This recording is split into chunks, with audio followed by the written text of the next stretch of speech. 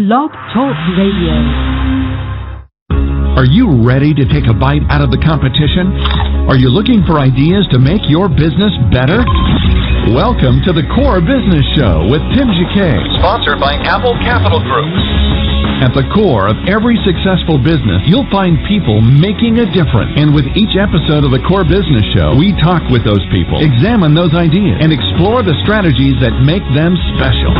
Now, the host of the Core Business Show, Tim Jacquet. Good morning, everybody. Welcome to another episode of the Core Business Show. I'm Tim Jacquet, your host. Today, I have the pleasure of having Dr. Mark Davies. He's a physician. Also, he's an author of The Demons of Democracy. If you'd like to speak with him, you feel free to call in at 347-324-3460, or you can post a question in the chat room, and I'll go ahead and read it on the air. Dr. Davies, welcome to the program. Thank you for having me. I really appreciate it. Thank you. I guess to begin with, kind of tell us about yourself. The audience like to hear kind of a personal view on the author who writes the book. So if you don't mind sharing this for a few moments. I'm a native New Yorker. I grew up there. I went to medical school in Syracuse. I was working on an MD and a PhD at the time. I came to Maryland. I made a wrong turn on Route 95, and I stopped in Maryland. And I've been living here for 30 years. And I've been a lobbyist here in Maryland for about nine and a half years. I stopped for a while and going back to it. For healthcare purposes, I owned and operated health facilities with groups of doctors. I practiced internal medicine. I've interacted with dozens of politicians, hundreds of lawyers, and that's where the book was generated, from these interactions that I have, both on the government level and on the personal level.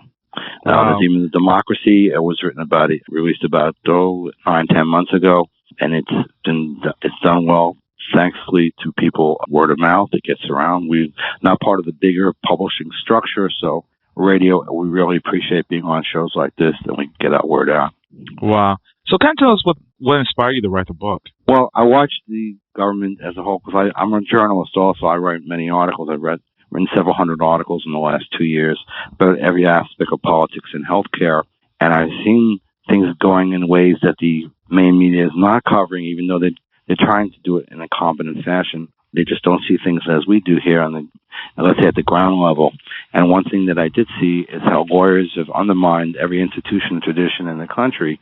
And I state that in terms of factual basis in the book. Every contract that's made in a union setting is done with lawyers. Every international trade agreement is done by lawyers. I'm sure people remember the Madoff scandal. The Securities and Exchange Commission was basically run by lawyers. They were investigating him and dropped it. 6 times the investigations were dropped. It's in the book. So we see lawyers as a necessary part of what the government structure is all about, but we have too many lawyers, too many laws, too many intricacies that criminalize normal human behavior, and I wrote that into the book. The book itself talks about the legal profession and legislators who enable lawyers to do what they do, and they control main parts of the country. Now, allow me to elaborate a little bit. With Obamacare, sure. as it was coined the name, I didn't name it Obamacare. People are resentful of that name, but nevertheless, it's written end to end by lawyers. The core bill is 900 pages. With the extensions, it goes over 2,000 pages. I read the main part because I'm working on a book on the Obamacare, more of a monograph, so people understand what is involved. Hopefully the Supreme Court will toss it, but nevertheless, lawyers wrote it. And if you read it, you see it's written by lawyers. It's completely written to confound anybody who reads it, unless you have a legal education, have a little bit of a medical education as well. And I see lawyers as a great detriment to this country, and we need less of them, and that's why I'm on this show, and that's why I wrote the book, to get the word out. We need to pare down what the lawyers can do. If I could elaborate more, in other countries, lawyers do not do what we do here. They don't do, for example, in England, inheritance is done by administrative assistants. Divorces may be done by people in the courthouse that are not lawyers. Basic legal transactions in many countries are done by administrative types in the government at $1 or $2 on the 100 that the lawyers charge here. So we have a major problem. Wow.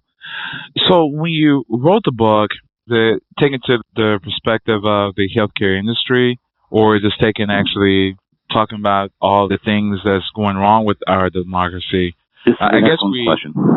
Okay. It's an excellent question. No, not only from the point of healthcare. It's a point of just being a citizen and seeing how the detriment of the legal profession has been inflicted on the populace itself. We discuss prosecutorial misconduct. We talk about junk science in the courtroom. We talk about legislative dysfunction. A very interesting chapter in the book, Chapter 6 is Sexploitation 101, talks about all the liaisons congressmen have had since Johnson's time. It's very interesting stuff. Class action suits, false class actions have been filed over the many years. I give many examples of that. The politician lawyer. It used to be about 60 to 70% of people in the House and Senate were lawyers. Now it's pared down to less than 40%. We discuss criminalizing normal human behaviors, and then there's a lot of that. And pro se, if you're a pro se means someone who goes before the court without an attorney. It means for himself in Latin. They don't give you the time of day. So a pro se gets no say in the courts, literally. We talk about immunity that judges have, lawyers have, prosecutors have under certain levels. We talk about disciplining lawyers. There's not much disciplining going on. We talk about the millionaire attorney. Very interesting. Even one billionaire attorney is referenced in here. The billable hour, why they shouldn't be paid, what they get right now. We talk a little bit about medical malpractice and the frivolous number of cases that are out there. And we get the back of the book, we talk about too many laws, too many lawyers, and what to do about it. And the last thing we talk about is kicking back, reforming the system. I recently wrote some articles about we need a national data bank for bad lawyers and judges. We don't have it. We certainly have it for physicians. We need to drug test judges, I mentioned in an article. If you know, 1 out of 5 people in this country are on anti-anxiety drugs and or psychiatric drugs. That means a subset of lawyers and or judges, and judges in this case, probably have some type of problems with anxiety.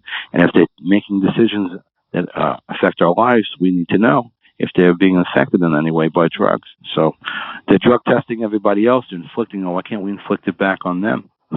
Because they're judges. Exactly right. Because they put themselves in a level of immunity that they shouldn't be in. And we also need a way to get rid of judges a lot quicker than we do. We have a lot of bad judges out there. And the book delineates certain sexual liaisons judges have had right in the courtrooms, right in the court buildings, and they got away with it. They retired judges quietly. We had a judge crash, injure somebody, got off by another judge. I delineate in the book very clearly that there's a problem. And in New York State, they get tens of thousands of complaints every year about lawyers. And what do? They trash most of it.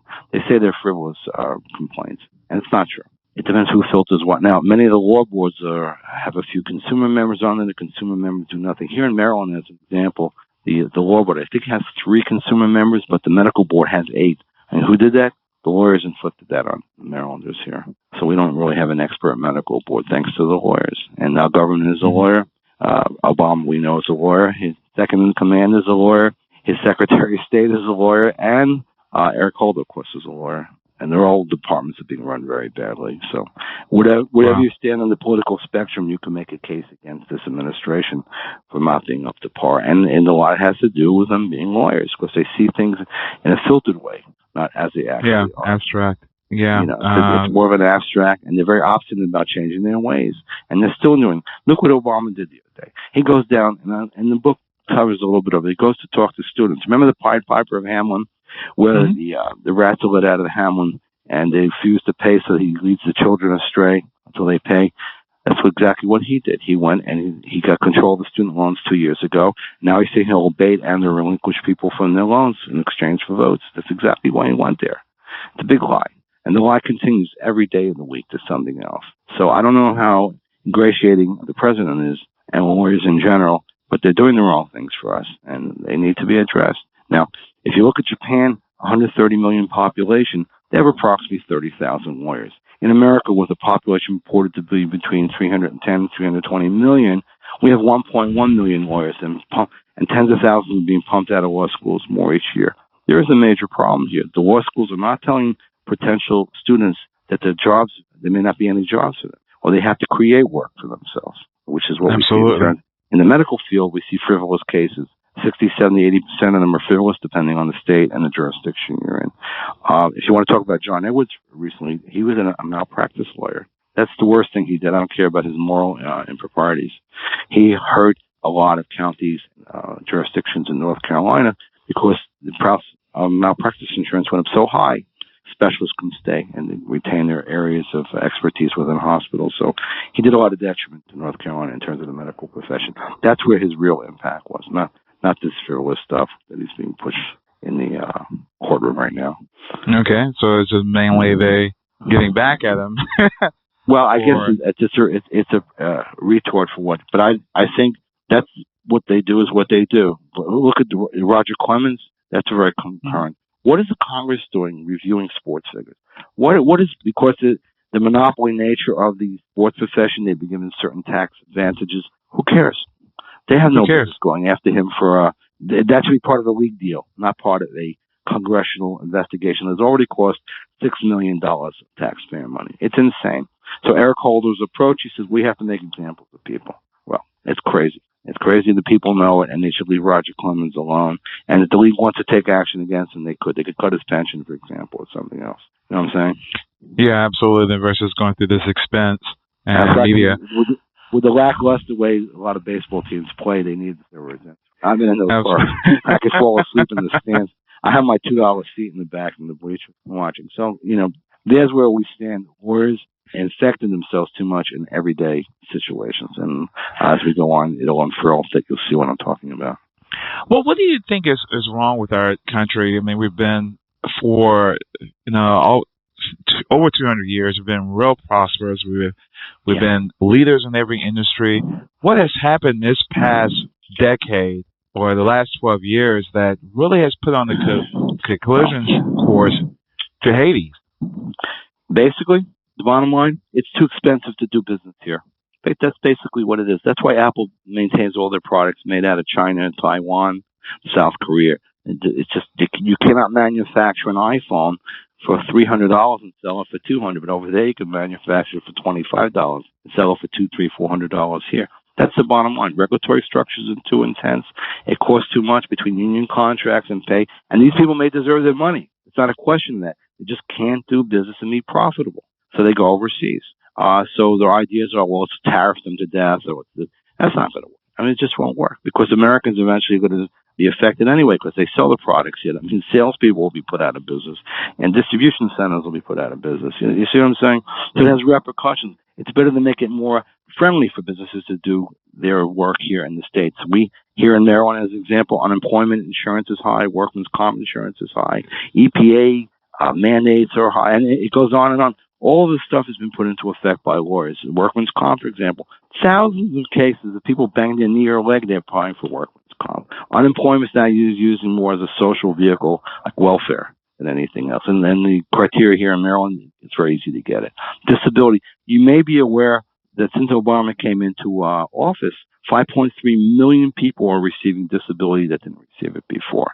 There's a 900,000 case backlog for the military at the VA for disability. Well, lawyers have a lot to do with this because their whole practice is just doing nothing with disability insurance here in Maryland, just as an example. So why Congress is... Go ahead. No, you go ahead. Sorry. Why, the way we are today, why they're not handling the day-to-day and trying to pull us under control? Why are they kicking the can down the road? I mean, we can't kick it anymore. Right, you can't. And you can't raise the debt ceiling anymore without some kind of reversal effect, like cutting the budget. As an example, civil servants are overpaid compared to their private counterparts. So civil service has to be adjusted. You can't fire them. There's 15 levels of appeal, but they need to pare down the government. It's very bloated. As far as I'm concerned, I would get rid of the EPA. You think they're getting rid of the EPA tomorrow? The president's pushing more rules, more regulatory structure on it. The Congress is inept. And the other thing is we have a Senate that's all...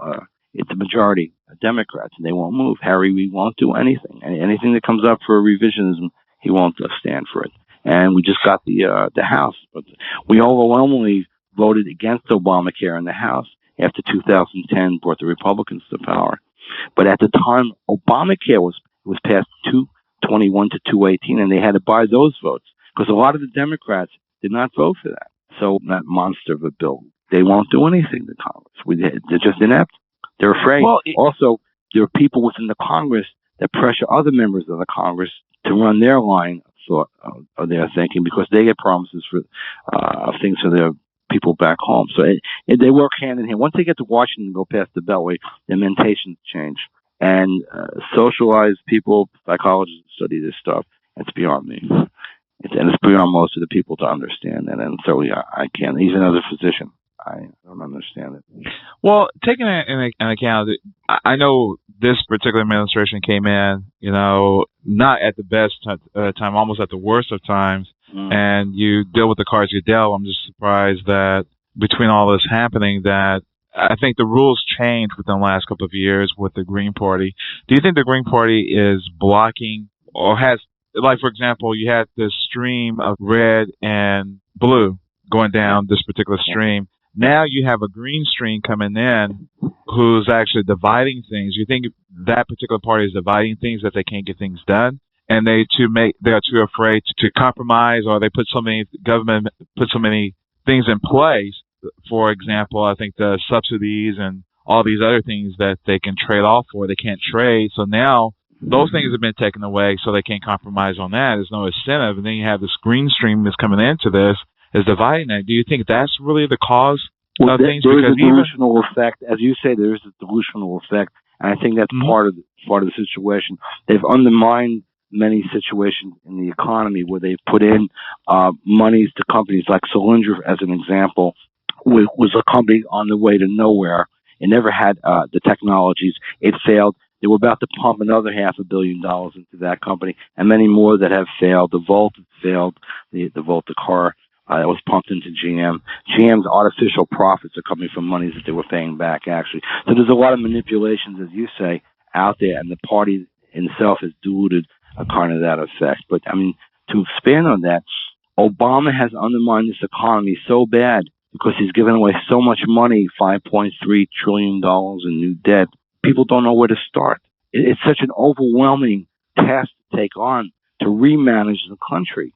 Which direction do you go? And I've written a lot of negative articles about what these people, not about the man himself, but about he's incompetent. He doesn't understand economics. He doesn't understand science. They killed NASA, starting under Bush and extended under Obama. NASA, the National Aeronautics and Space Administration, is basically defunct. We have our astronauts being carried on Russian Soyuz crafts up to our space station. It's insane. Now the Russians are demanding that our people speak Russian. They're not going to be able to go on their Soyuz craft. It's crazy. Even the Chinese have more vehicles to get into space than we do now. Why did that happen? Why? Because we were so worried out to put the money in places that it needed to go. The inner cities of America are full of money. They're flooded with money. They're saying it's for the kids. It's for the kids. How much does it cost to educate a child? $15,000, $20,000. Where does it stop? Every time they want to raise the budget here in Maryland and or in the Fed, they always bring up the children. So how much is enough? And if the money's not being used efficiently, then let's find efficiencies. But they don't want to do that. They want the gravy train should have stopped decades ago. It hasn't. It keeps going. Look at Medicare. Medicare was voted under Johnson in July 1965. Went into effect in 1966. It was a great plan. It helped people in the age group. It gave them basic health care, medications, hospitalization. Over 2, 3, 4 decades, they kept adding riders and expanding it. And these are lawyers in the Congress. And then when you didn't get the expectation that the Medicare gave, they would sue the Congress or they would sue the doctor.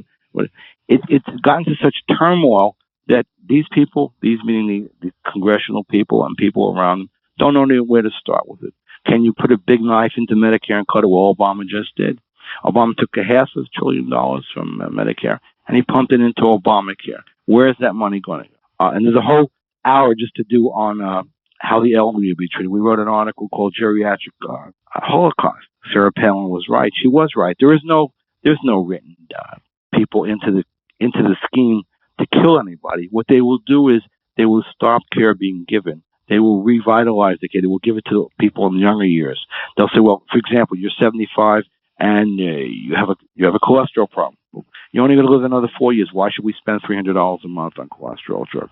Let's give it to the one who's had 6 children in New York City, as an example, to help her with prenatal care. That's how they're going to redistribute. They come up with phony studies. The prostate study was a classic. They say men over 55 didn't need to have the PSA test. They say because doing the surgery on a false test may be worse than the test itself. That's in a minority of cases.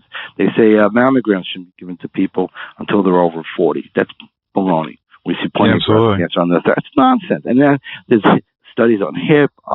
Cataract surgeries now they're going after, and it goes on and on and on. And anybody wants to challenge me, please call in, and I'll be happy to talk about it. So what do you think is the solution to this? Because it's time to pay the piper, regardless whoever wins this particular election. They have a situation that nobody would want. I think a lot of people, Republicans even, didn't really want to run for president because they didn't want to deal with the issue.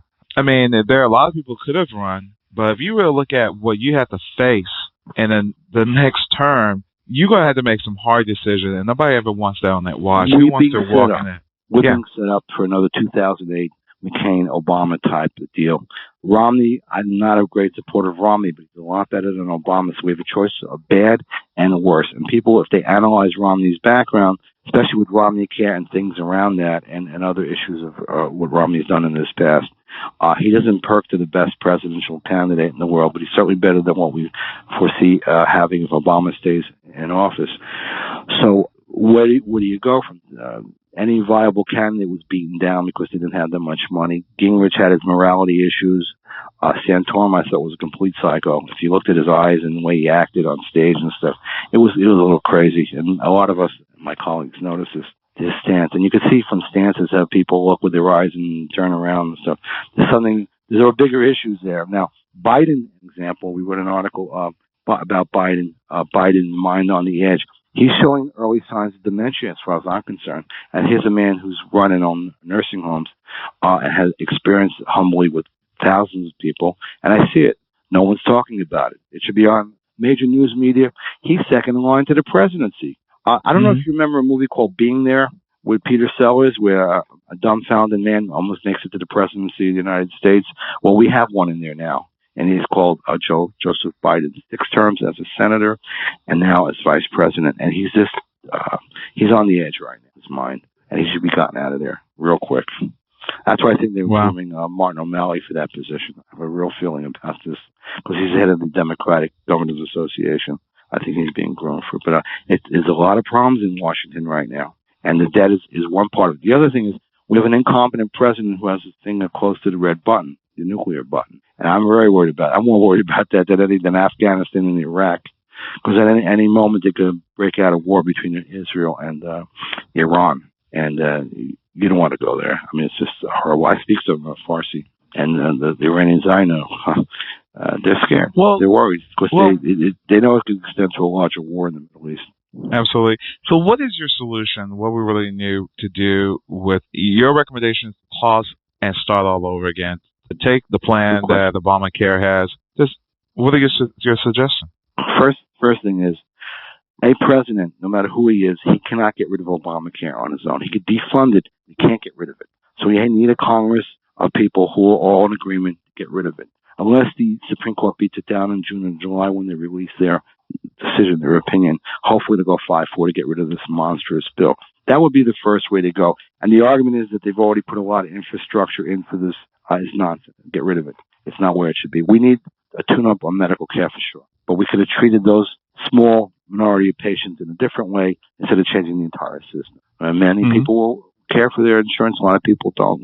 There are other avenues to improve medical care, but using the Commerce Clause as a reason for Obamacare is nonsense. And they know that. So they're saying, is it a tax? It's not a tax. Is it a levy? Not a levy. There's too many things. And I'm not the legally minded person to make the arguments, but the person that went for Obama before the Supreme Court was just about incompetent as president. If you heard anything he said, I listened to it. It was unbelievable. When he was asked questions, he couldn't answer anything. He was not involved, maybe in writing the bill. I don't know, but I will tell you this: Obamacare is written end-to-end by attorneys. I can prove it. What is the answer? If I was president, the first thing I'd do, I would defund Obamacare until the Congress got their act together. That would be the first thing. Second thing I'd do, I'd bring all the troops home. I'd bring them home 5 minutes after I got in there. I'd expand the Army, Navy. We need a bigger military because this is a world with a lot of tensions right now. So I wrote an article for the papers called Romney's Honey-Do List, just in case he gets in there. And I embedded some of these things. Exactly what it needs. And I heard Obama say the other day that he has a to-do list there in his second term. I wonder if he saw my honey-do. Because I not only wrote it for the paper, I posted on a couple of websites and stuff, so news sites. So maybe they picked it up. But anyway, trade agreements. I'd redo all the trade agreements to give us the edge this time. not South Korea, who don't need it, not China, not Taiwan. Let us have a little bit of the edge.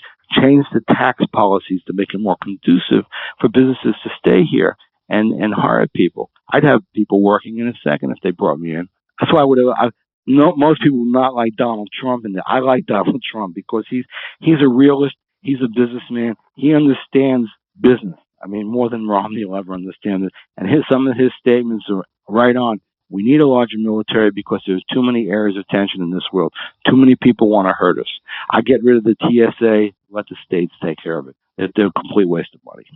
But they'll say they're not. I say people don't realize they're a huge bureaucracy. 80, 90,000 new people in the government with high-paying jobs sitting there reviewing what's up some woman's skirt as they go through a TSA scanner or watching. I get rid of them completely. They keep generating information that they've stopped this and that. I don't believe any of it. Maybe one or two come every year. I don't believe. I'd secure the border for sure, and I will not hurt any of the people that are living here. There's no way to ship 14, 15, 20 million people back to Mexico. Impossible. No. I would put restrictions on them. It's nonsense. It would cost us tens of billions more than they're stealing from us in terms of jobs and whatever. And if people understand that the unemployment rate equals about what the illegals, so-called illegals, are working here, it probably equals out pretty much 14 million unemployed people, 14 million illegals here. So that's just something, food for thought. If I'm wrong, I'm wrong. But people brought that to my attention on another program. So I said, yeah, probably. It sounds reasonable, but they're very hardworking people. They're very religious conscious and good people. But there must be a way to keep them here and ingratiate them into the system. But I would block that border. Now the other problem is we have a major problem on the border: murders, beheadings. I send the military down there. I give the president of Mexico 2 weeks. You clean that border up. You stop the immigrants from coming. The Mexican government actually initiated the ability for people to get across the border. They're telling them where to cross. Are you aware of this? They are actually helping them. I'd send the military down. I go into Mexico, get rid of all the drug gangs, blow the hell out of them, and I take care of those people really well to stop those beheadings, because now it's spilling over onto our border, and it's too much. Ranchers down, they have to defend themselves, and every time a rancher defends themselves in New Mexico, Arizona, or Texas, they're brought into court by Eric Holder for defending themselves. It's nuts. Our people on the borders are not being backed by Obama. It's just crazy. So if you speak Spanish and you read the thing on La Raza, Obama went down to curry favor with the Hispanics in Texas. They don't like him that much, actually, as he thinks they do. I think it's more of his ego than anything else. So there's a lot of things on the honey-do list that I put out there. If people want to read Romney's honey-do list, I believe it's up on YouTube as well. It's a very interesting short video, and it'll give you an idea where the government should go in this person's mind, and many of the people that have the privilege to talk to every day, like yourself. Wow. I don't want to talk to you. Great advice. There's a lot more. Tons more. Last week, the FDA came out. They want to deprescriptionize drugs. Another insane thing from Obama and his minions. Now, there are hundreds of heart drugs, high blood pressure drugs. You think a pharmacist could help somebody who's non-clinical pick out a cardiac drug for themselves? Some of the stuff coming out of the flow trial balloons is crazy, and this is backed by lawyers and more lawyers, and it is unbelievable. I hope some lawyers call in. Be interested to talk to them, hear what they have to say. Wow. Well, I guess you can conclude with to wrap up your book and what you want to leave the show with. What is how you want to leave things? I guess talk about your book in general, and then give us maybe some last comments and thoughts. Demons of Democracy is written as a monograph to inform people what kind of people are running your government in the state and the federal legislatures. And at the top, like here, Mr. Martin O'Malley, our governor, is a lawyer, and his minions below him are lawyers. It'll tell you that these people are not well trained in the areas that they're practicing in the government. They're not well trained in many areas that they are now practicing in the law. They're not worth the billable hour that they're getting, the $200, $300, $400 an hour. I have idea, even reading through volumes of material, how the billable hour came to that level. We must be circumspect that we have too many lawyers here, too many laws. They need to be pared down. We need to have a convention for the Congress to change the legal structure, how we approach things in the country. In other words, we need to pare down the number of laws, regulatory structure, and that needs to be done quickly because too many people have been caught up in legal nets where they're making them criminals where they shouldn't be. Demons of Democracy can be purchased at any store, any bookstore. You can order it. Most likely it's not on the shelf because it goes pretty quickly. It's an interesting book. If you have a Kindle, you could download it for a couple of bucks. And if you want to contact me, I could send you a copy, of course. It's PlatoMD@gmail.com. That's PlatoMD@gmail.com. If you have any comments, negative or positive, I'd be very happy to hear that. Amazon is very good about taking care of democracy. They'll send it to you the next day if you'd like to read it. It has a very interesting cover with a man in a suit and horns with the American flag on fire, because we feel these people, the legislators and the lawyers, are demonizing the country. And that's pretty much what I have to say about Demons of Democracy. It's a good read. It's an easy read. And we even have some legal jokes in there to lighten up the very negativity of the book. Wow. And what would you like to leave the audience with? I'd like to tell the audience specifically, I would do many of the legal things that people go to lawyers for. Many of these lawyers are not competent in doing what they claim to be. For speeding tickets, you could represent yourself. For many, many things, there's legal clinics now that won 10% on the dollar, basically what these people charge. Do not imbue yourself with the legal industry. Do not use them unless you really, really need to have a lawyer at your side, because you'll be ripped for many dollars, and as soon as you stop sending the money, they stop returning the phone calls, for sure. And people need to be circumspect when they're using the legal profession as well. And for Obama, I will hope people vote right in the fall, because it's the right thing to do now, because we need to move on from what we are. We are in a very, very bad situation, and Demons of Democracy elucidates many of those reasons. Wow. I appreciate you having me on. I really do. Thank you so much. Thank you so much. And give me your website address again. It's my email address is PlatoMD@gmail.com to contact me for comments. If they want a copy of the book, or they can get the book anywhere. It's sold everywhere. Perfect. Well, thank you. Thank you for coming on the show, Dr. Davis. Thank you again. Thank you for having me. I'll be happy to come back anytime you want me. Thank you very much. No problem. Thank you. Bye-bye. Take care. Bye-bye. Again, it's been another production of the Core Business Show. I'm Tim Jacquet, your host. You can download this episode on iTunes, on Blog Talk Radio, or on blog.applecapitalgroup. We ask you that you either Google Plus or share these episodes with your friends and family, colleagues, and also you can write a comment about it within iTunes so we can kind of measure if these are the type of shows that you want to listen to. Again, everybody, have a great day, and thank you for listening with the Core Business Show. Take care. Thank you for listening to the Core Business Show with Tim Jacquet. For more information about equipment financing and asset-based loans, visit our website, applecapitalgroup.com. That's applecapitalgroup.com. Or call us at 866-611-7457. We hope you'll join us for our next episode. And remember, you can always get to the core via iTunes. You'll find all our previous episodes there. And thanks again for listening to the Core Business Show with Tim Jacquet.